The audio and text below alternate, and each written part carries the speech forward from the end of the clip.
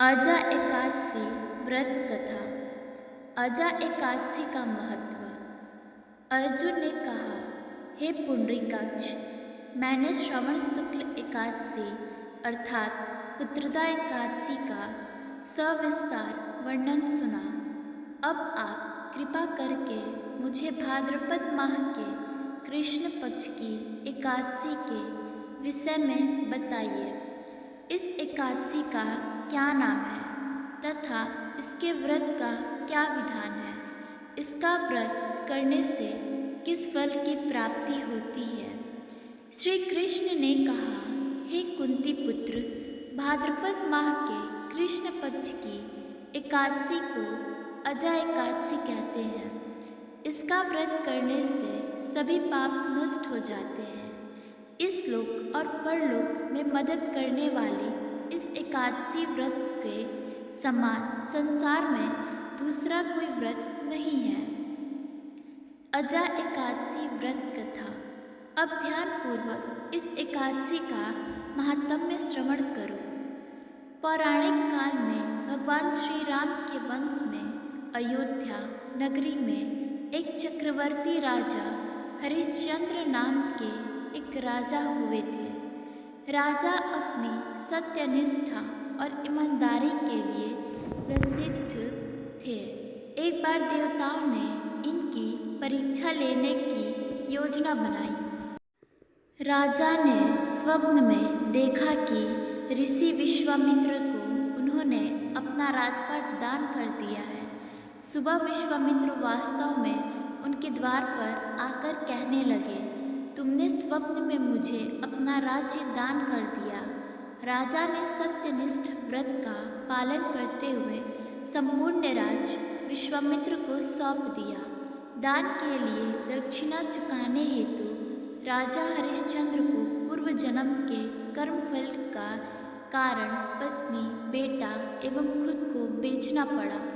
हरिश्चंद्र को एक डोम ने खरीद लिया जो शमशान भूमि में लोगों के दाह संस्कार का काम करवाता था। स्वयं वह एक चांडाल का दास बन गया। उसने उस चांडाल के यहाँ कफन लेने का काम किया, किंतु उसने इस आपत्ति के काम में भी सत्य का साथ नहीं छोड़ा।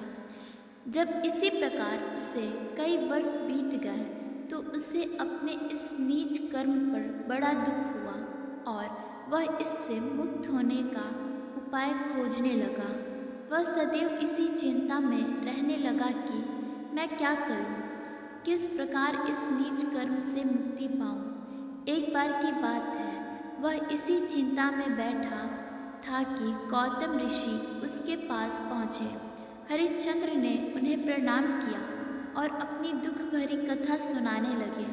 राजा हरिश्चंद्र की दुख भरी कहानी सुनकर महर्षि गौतम भी अत्यंत दुखी हुए और उन्होंने राजा से कहा, हे राजन, भादो माह के कृष्ण पक्ष की एकादशी का नाम अजा है। तुम उस एकादशी का विधान पूर्वक व्रत करो तथा रात्रि को जागरण करो। इससे तुम्हारे सभी पाप नष्ट हो जाएंगे। महर्षि गौतम इतना कहकर आलोक हो गए। अजा नाम की एकादशी आने पर राजा हरिश्चंद्र ने महर्षि के कहे अनुसार विधान पूर्वक उपवास तथा रात्रि जागरण किया। इस व्रत के प्रभाव से राजा के सभी पाप नष्ट हो गए। उस समय स्वर्ग में नगाड़े बजने लगे तथा पुष्पों की वर्षा होने लगी। उन्होंने अपने सामने ब्रह्मा, विष्णु, महेश तथा देवेंद्र आदि देवताओं को खड़ा पाया। उन्होंने अपने मृतक पुत्र को जीवित तथा अपनी पत्नी को राजसी वस्त्र तथा आभूषणों से परिपूर्ण देखा। व्रत के प्रभाव से राजा को पुनः अपने राज्य की प्राप्ति हुई। वास्तव में एक ऋषि ने राजा की परीक्षा लेने के लिए यह सब कौतुक किया था, परंतु अजा एकादशी के व्रत के प्रभाव से ऋषि द्वारा रची गई सारी माया समाप्त हो गई और अंत समय में हरिश्चंद्र अपने परिवार सहित स्वर्गलोक को गया। हे राजन, यह सब अजा एकादशी के व्रत का प्रभाव था। जो मनुष्य इस उपवास को विधि पूर्वक करता है तथा रात्रि जागरण करते हैं उनके सभी पाप नष्ट हो जाते हैं और अंत में वे स्वर्ग को प्राप्त करते हैं। इस एकादशी व्रत की कथा के श्रवण मात्र से ही अश्वमेध यज्ञ के फल की प्राप्ति हो जाती है। राधे राधे। जय श्री कृष्ण।